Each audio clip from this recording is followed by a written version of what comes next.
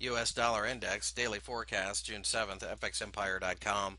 You can see the dollar index fell apart during the session on Thursday, mainly predicated upon a meltdown in the yen, really. It was so bad over in the yen market that they actually lost 3% at one point during the day, which is pretty much unheard of in the currency markets, especially in the major pairs like the dollar yen. On top of that, the dollar struggled against the euro as well, and between the euro and the yen, you have a massive amount of the dollar index, so it was always going to fall at that point.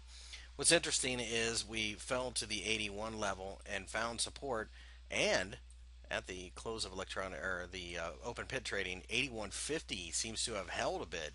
That being the case, it's very interesting that we're setting up for this on a non-farm payroll day, which quite frankly we think the announcement is the exact reason why we stopped falling. We figure that a lot of traders simply don't want to be short or long at this point and would rather be out of the market with that number coming, and that shows how important that it really is.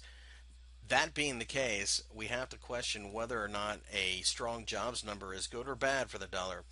We think that a strong job number is very good for the US dollar in this particular case because it means that the Fed may taper off earlier.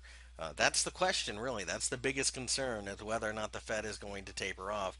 And with a strong jobs market, that of course brings the timetable up further.